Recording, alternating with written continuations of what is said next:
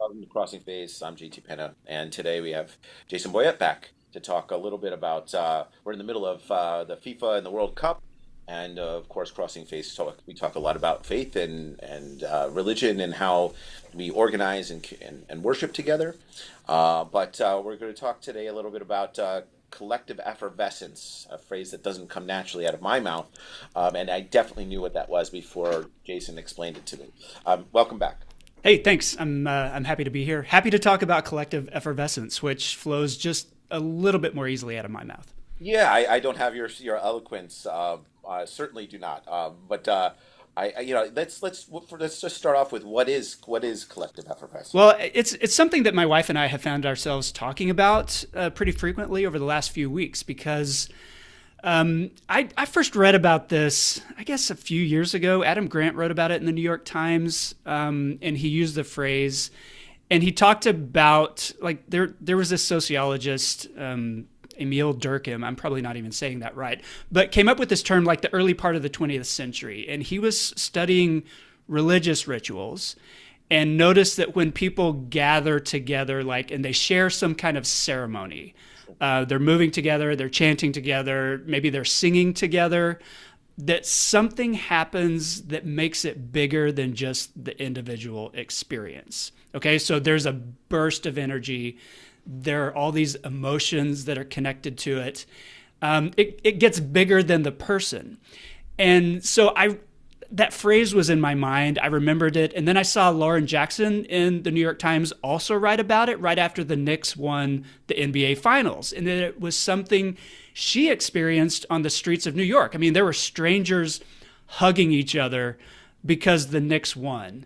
And it was just this major, emotionally driven group feeling that became so much bigger than how I just the personal joy that maybe I felt as a New Yorker, which I'm not. Wasn't even a Knicks fan. Sorry about that. But like, it's a feeling that I think when we start to look at it that way, all of us recognize. And so we're seeing it right now in the World Cup. We're seeing it in the way that the fans chant and sing in unison, in the exuberance of things like the team from Norway and all of their fans rowing together, to a drum beat. You see it with the Dutch fan walk. I saw so many TikTok videos of this sea of orange, walking down the street with all of them moving together. And so just that phrase, collective effervescence, communal effervescence, it is a religious term that now we are beginning to recognize in all these not necessarily religious parts of our culture, like sports or like concerts, all these people singing together at a Taylor Swift concert. And so it makes me think a lot about what that means for us as humans, what that means for us as religious people, if it gives us a little more insight into what's happening in a worship service or in a religious pilgrimage or something like that. But I think it's really interesting to me, this bubbling over of feeling that only happens in a crowd because it's generated by the mass of people. It's not by the content, a single person chanting or a single person singing. So it's not theological when it happens at church. It's almost structural because we see it happening outside of theological settings. Anyway, that's what I keep thinking of in terms of this phrase.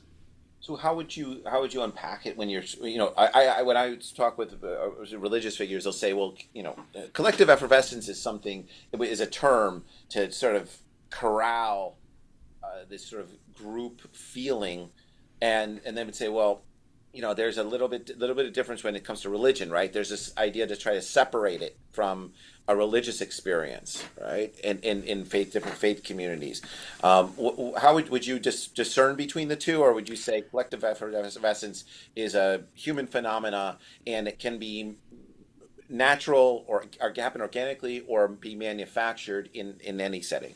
Well, I think both of those can be true. I try to take as much of I wouldn't say unbiased. I try to be accurate, but I definitely have an opinion. But I do want to look at it from both sides. I think it's important to be able to take an outsider's perspective of what's happening. And so you can you can go into, let's say, a Christian worship service, an evangelical worship service, and I've got some experience with that, and you can experience that and that bubbling over of faith and emotion. And I mean, there's brain chemistry that gets involved there. And so you can ask, how much of this was the song that we were singing? How much of this was the Spirit moving in our midst? Or how much of it was just like the endorphins that we were all experiencing together? Because you can say that's a very human thing that happens when humans are gathered together in a crowd. Or you can say, this is how God created us. And so this is the mechanism he uses to produce this feeling, to generate this communal bonding and this collective faith experience. And you might have a different perspective on that, from a Muslim perspective, because I think that group behavior, that generosity of spirit within a whole bunch of people that may not know each other but are doing the same thing together, I think it applies in multiple faith traditions. Yeah, I appreciate you mentioning it. And I kind of when I was pondering it when we were sitting there and chatting a little bit ahead of time, and then as we were coming on board. Yeah, no, I mean I'm relatively isolated in the Hudson Valley up here, and I mean we do have a Muslim community, but it's like the idea, even when you're isolated, that you're all speaking Arabic, praying in Arabic, you're all at the same time, more or less. I mean there are different time zones, and then but then when you're there, there is a component of when you go to the Imam Barga, you go to the mosque, you go to the place of worship, the Jamaat Kona, and you're part of that collective whole. There's a frequency, there's a rhythm, there's a camaraderie, there's an energy, there's warmth, there's body heat, in that room, and so there's and then on top of that, if you're doing something like you're going to Karbala, or you're going to the Kaaba, or you're going to on or even just visiting another place of worship, right? So you go to Texas and you're dealing with you're going to a different mosque there. You're part of a different community's energy, and that's always it's something you always kind of look forward to, and it's something that's very comforting and homey. Religion, I always say, and this is identity, community, and theology. The idea of all those coming together in a single location empowers you, right? Mm-hmm. And so I think that's not dissimilar than any other faith tradition, but there is a collective component when I'm salating out, I'm praying in the morning at Fajr, right, which is morning prayer right before sunrise, and I know that it's kind of weird. I always turn around and I go, I know I could call like Anwar Khan right now and he's up. Like I know I could, like there's that going on, right? And so I know I can call my buddy and he's up. He may not like that I call him, right? But the fact is that he's either just finishing his prayer or just starting his prayer, and I know that he's up at the same time as me, and it's kind of neat, right? Even if we're worlds apart, but then if we're together, there's this whole idea of families coming together and praying together all at the same time, right? So particularly at Fajr, because it's right before sunrise, everybody's up and everybody's you're kind of can smell the breakfast in the distance, and everybody's kind of just doing their own thing. It's like, who wants to lead the prayer today? Who wants to do this? And so there's that sort of micro and macro component in Muslim communities and sort of Muslim families, I think.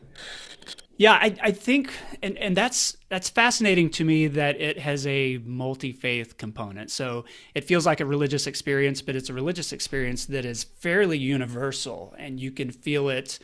If you're in a massive Hindu gathering, or a gathering of Muslims together, or a gathering of Catholics or evangelical Christians, and what really fascinates me about it. And I saw some research by an Oxford researcher named Robin Dunbar, and it found that like when you sing together in a group of people, like it raises your endorphin levels. It's like a measurable thing, and this does not happen when you're singing by yourself. Okay, so there's something about the group singing that does that, and the larger the group, the stronger the effect. And it's not just about like endorphins, which that's what makes us feel good. It's the feel good chemical in our brains. But like people's pain thresholds actually go up. And I don't know how they measured this or tested this, but like, you feel less pain when you're doing that. You feel euphoric, and it's not just like a metaphor, like it's actual biochemistry that people have measured.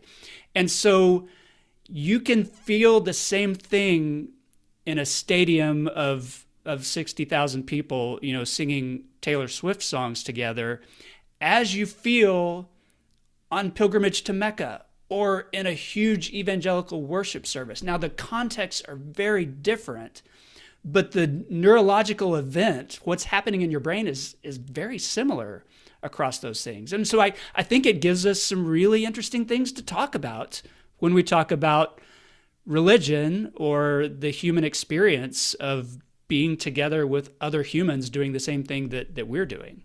What does it mean that I feel the same way at a World Cup soccer match rooting for the United States, RIP, or singing in a church service? Yeah, I've been to I've been to a lot of Catholic services or church services from all different denominations, and I think of one in Jackson Square. There's a Catholic church in New Orleans, and we walked in, and there was the priesthood, and they were doing Gregorian chants, right? So you walked in, and you're immediately hearing that, and so and it was funny. My buddy was next to me, and he's like, "So what are you thinking?" And I go, "I don't know. I don't understand." Because he goes, I go, "It's beautiful. It's nice." It's like, and there's like really strange aura in here, even though there's no ceremony, and everybody, and the people come in and they go into a pew and they're maybe praying for something or whatever it is. But I go, yeah, it's there's something going on here, and it was vibration, and it's spiritual, it's ethereal, maybe it might be the right word, and so I go, yeah, it's great. He goes, what does it make you feel about the faith? I think that Catholicism is it's great. I said, but I'm not necessarily, I don't know if I'm having a spiritual experience or I'm having the intended experience from the action. Well, and the researchers might say that you needed to have been doing the chant. You needed to be one of 30 people in there chanting in unison in order to get that rush of endorphins, in order to get that true spiritual experience, if you want to call it a spiritual experience, or a neurochemical experience in the brain. And I said, I do feel something, and I don't think I wouldn't devalue its spirituality. I said, because we are in a place of worship, and so I go, but I don't know. And then I think I was talking a little bit earlier about a friend of mine who was like the minister of propaganda for one of his churches, and he, they would sit at a table, and he was talking with one of his old colleagues. And I had bumped into him at the coffee shop, and they were going over old scripts and things and different mechanisms to engage the community. And so they were really kind of sitting down. He called himself the minister of propaganda. That was like his thing. And so like that's a self term, Yeah, it's not a slur. You're actually using his language. And so he had a title like marketing director, but he called himself. And so they were manufacturing different things, which in itself is not, I don't think, a bad thing. I know that when I, to go to Karbala, which is a holy site in Iraq, you want to fly in, and then you want to take your shoes off, and then you want to walk the 70 miles, 50 miles, I can't remember, it's something like that, and to Karbala from the airport, and then people come and help you. They give you water and stuff along the way.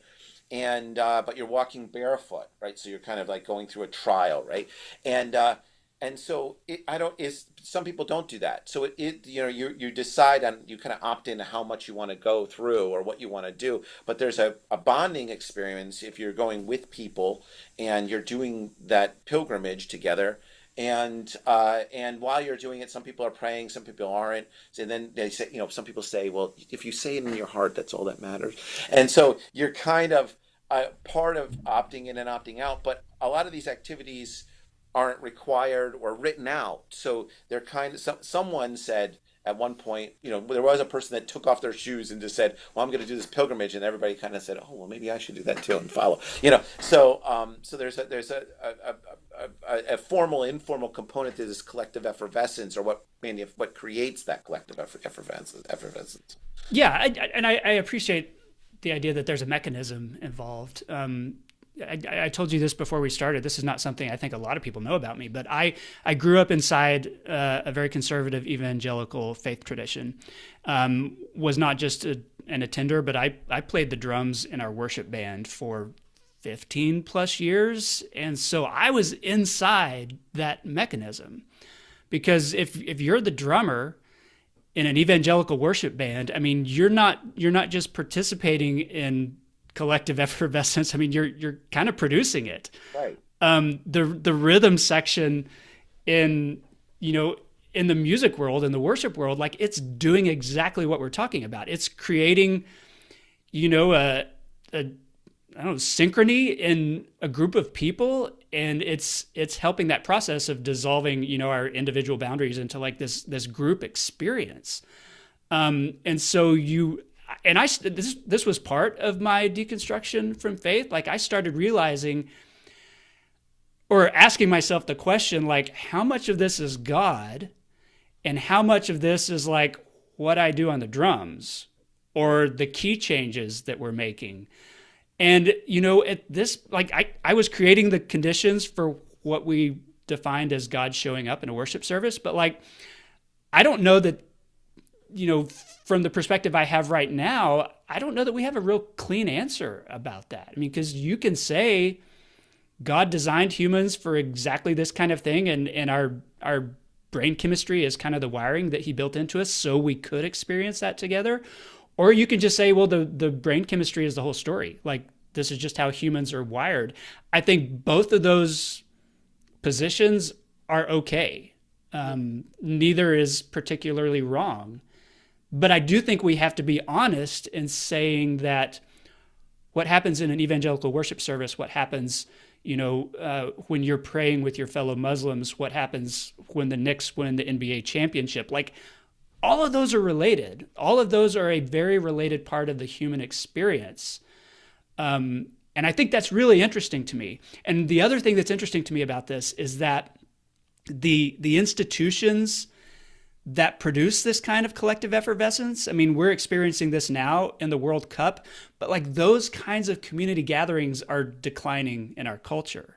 I mean, we're becoming people who stay home and look at our phones all day. And so fewer people are going to church. Fewer people are involved in, civic organizations and community gatherings and stuff like that. And so what does that say about us?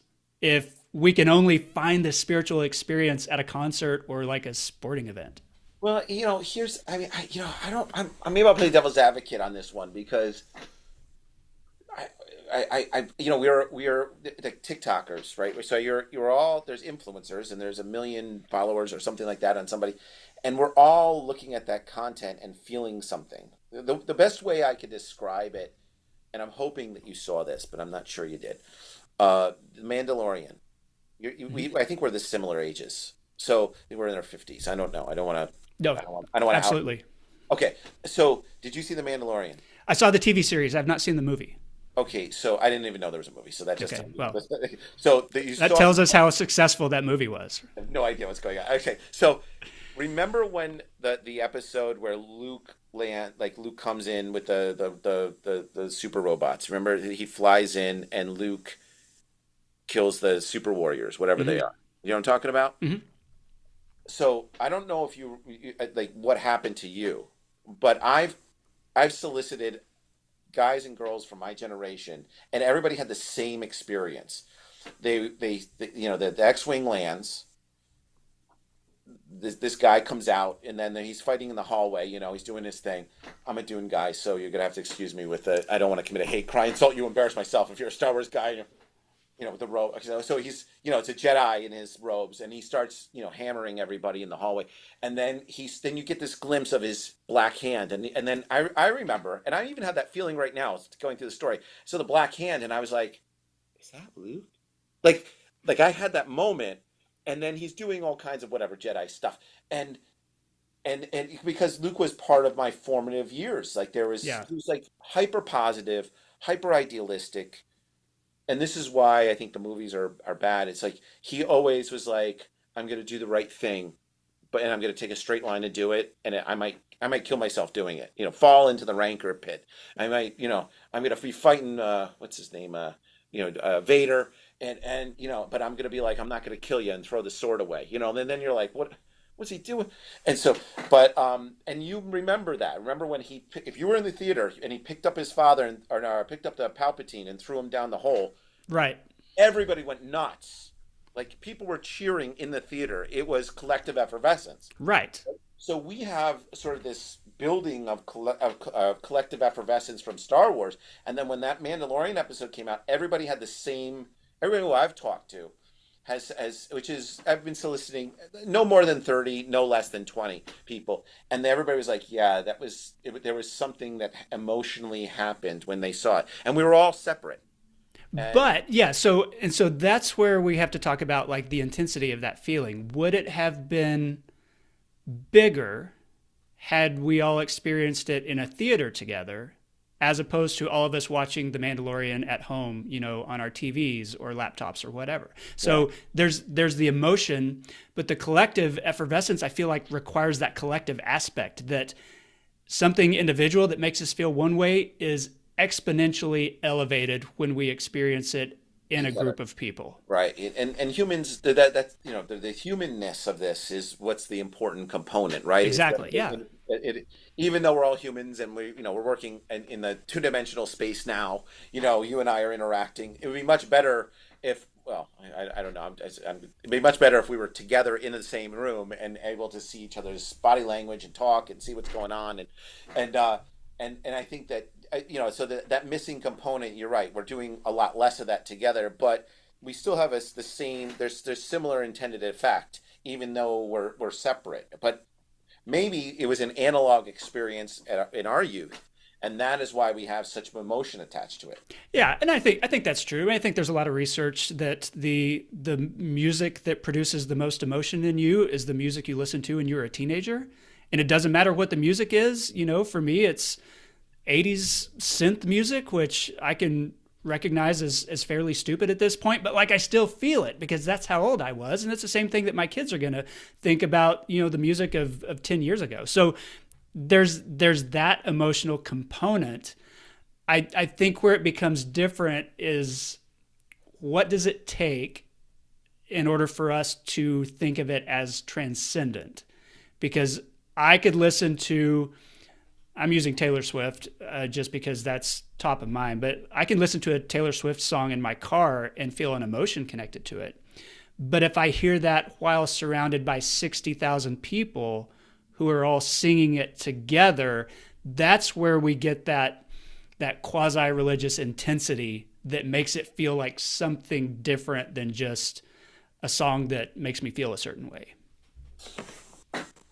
So, is the manufacturing of such things is there a sinister component to that? Man, I don't think so. Like, who could look at the way that the crowds act in the World Cup and think, there's something sinister happening there? I think that's human emotion happening, in a group with everybody feeling it the same way. Now, I think you could stand at the outside of a religious experience and look at a worship set and the way that the key changes at a certain point or the drums really kick in and you see people's hands go up in the air and you think, okay, that's a little bit sinister. They're scripting this whole thing. It feels spiritual, but it's actually a mechanism. That depends really on how you feel about the religion.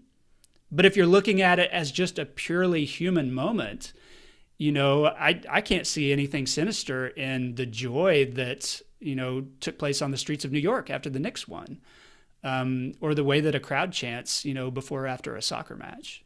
Yeah, no, there's a the story the question that's asked here in New York when I had a bunch of buddies that were down in the city, and I was like, "How many school buses did you burn?" I was like, "Did you?" That was like so that everybody asked that. Everybody's like, There's also collective effervescence to a riot. I guess we right, have to yeah, admit that. yeah. So it was well, there was I don't know if you saw this. There was a Kentuckian church that did a paintball. They had guys come in with paintball guns, and they killed the devil. Oh, yeah. Just a horrific video. I saw Well, that and don't want to see it again. yeah, it was, and I was trying to figure. I was going, what was the logic model in this one? Like but everybody was cheering. There was a sort of collective effervescence, and I'm not outing There is, yeah. you know, and but it's because and I was listening to the pastor talk a little bit, and he was like, well, we're fighting against evil, we're fighting against the devil, and so I think there's a backdrop of like gun violence and everything else, and I think that's part of a big part of why it wasn't great at all.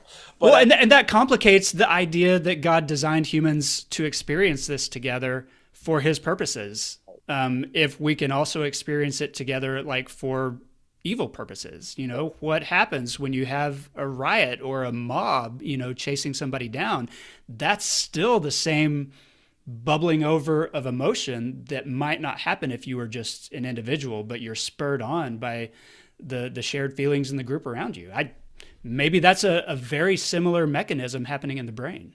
Yeah, it's an interesting concept. I think we had a Fourth of July here in the waterfront, and there was a big rainstorm. We lost power, and there was all this energy. There was all this potential energy in the air. Then all the lights went out, and of course, then the city was like, we're gonna let the fireworks go, but we're gonna cancel all the other activities.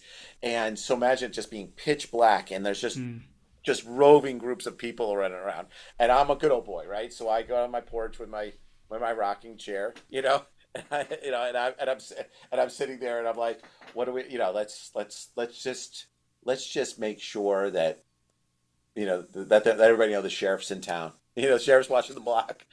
But you couldn't see anything, and it was one of those moments in time where there was a lot of expected collective effervescence, and it wasn't transacted because everything stopped before there was this huge rainstorm. So there was a flood, and everything stopped before the festivities could happen. So then all this potential energy was becoming kinetic in interesting ways. There wasn't any violence, and there wasn't any vandalism. There wasn't any of that stuff, but there was a sort of collective. Maybe it wasn't effervescence. Maybe that's the word, but there was a collective disappointment. Yeah. Well, I mean, and this is something that Adam Grant wrote in that very first article I read about it when I first saw the term used. He wrote that like emotions are very much like contagious diseases. Like an emotion can spread from person to person, and that can happen with joy and euphoria. But it can happen with rage too. And so there's something in the human brain that elevates that when it happens while surrounded by other people. And that's a really interesting part of what makes us human. I come at religion from the perspective that religion is something that really teaches us what it is to be human, regardless of the tradition. It's us trying to understand ourselves. And so it's not surprising to me that so much of what feels like religious fervor to us can be replicated in a purely secular setting, like a block party or like a riot or like, a World Cup stadium. To me, that just gives us so much insight into the ways that maybe humans are wired for religion, or wired for that group participation, and how religion, depending on your perspective, either takes advantage of that or allows it to flourish, for a divine purpose. Well, I think we got the title of your next book, Collective Effervescence. Yeah, I'll have to start thinking in that direction. Communal effervescence could be a good one. But when I pinged you on collective, what did I say? Collective religious fervor. That was the yeah. Fervor is a great word for it. Yeah, that's like a Johnny P sort of straight line. But I appreciate your take on this. It's under the backdrop of the World Cup, and of course we've got all kinds of other stuff happening with our in our country. We're trying to figure out what's going on, and then from there we're trying to figure out what is or isn't that moment in time where we feel a connection to God, and whether it's manufactured or not, if it's real, what difference does it make? Yeah. I continue to say that every story is a religion story. There's a religious component behind everything. And so this is just another element of it. I watch the World Cup and I think, there's some religion happening there.